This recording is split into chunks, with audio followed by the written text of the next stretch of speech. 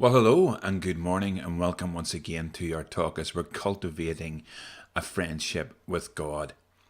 Today, I want to look at a very specific thing.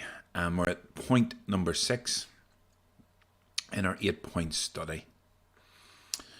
Friends naturally rejoice with each other and want the other person to succeed.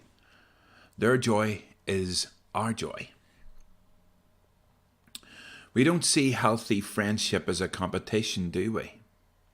When we're celebrating something for our friend, we're rejoicing with them. We're happy that they're feeling this joy, that they're celebrating it. Maybe it's a new job, or maybe somebody who's just got married, or whatever. Maybe it's a birthday party. Everybody is so excited and they're joyful. True friends. Their joy is our joy. In the same way, when God's glory is shown in a situation in which we're involved, do we celebrate our friend's moment, or do we want to compete with him and divert the limelight to ourselves instead? You see, a true friend will not compete with you. A true friend will not divert from the limelight of your friend to themselves. And that's what we're talking about this morning, to celebrate God and not to compete with him. When John the Baptist was being compared to Jesus, he didn't claim glory for himself.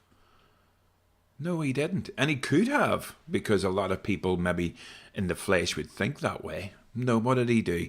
He exalted Jesus, saying, "The bride belongs to the bridegroom." The friend who attends the bridegroom waits and listens for him, is full of joy when he hears the bridegroom's voice. That joy is mine and now is complete. He must become greater and I must become less. That's a lesson for us to learn, that he must become greater and I must become less. In our friendship with God, he must become greater and we must become less. We must rejoice with him.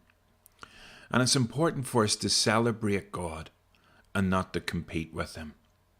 And as I give that little example of a friend earlier on about whether they're at a wedding or a birthday party, and you're celebrating, you're full of joy, and you don't divert to competing with that person, because that's not what a true friend does.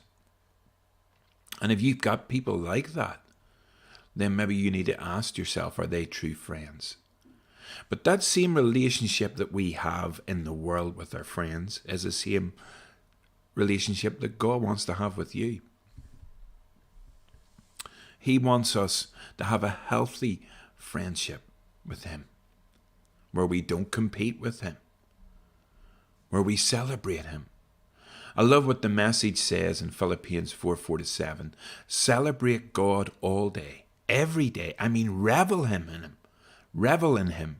Make it as clear as you can to all you meet that you're on their side. Working with them and not against them. Help them see that the Master is about to arrive. How he could show up at any minute. I think that's fantastic, isn't it? We are to celebrate God all day. Every day. I mean, let's revel in him, as it says. Make it as clear as you can to all you meet, because he could show up at any minute. And it says in verses 6 and 7 of Philippians 4, that was 4 and 5, again from the Message translation, and I love the way this puts this. Don't fret or worry. Instead of worrying, pray. Let petitions and praises shape your worries into prayers, letting God know your concerns before you know it. A sense of God's wholeness, everything coming together for good, will come and settle you down. It's wonderful what happens when Christ displaces worry at the center of your life.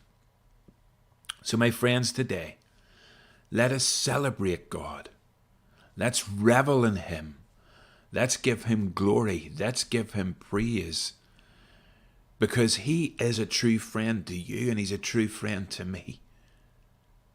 And when he rejoices, let us rejoice with him.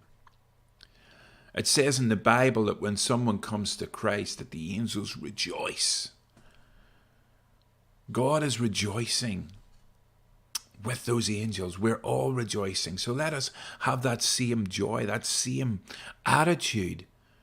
Let's celebrate God today. And let's not compete with him.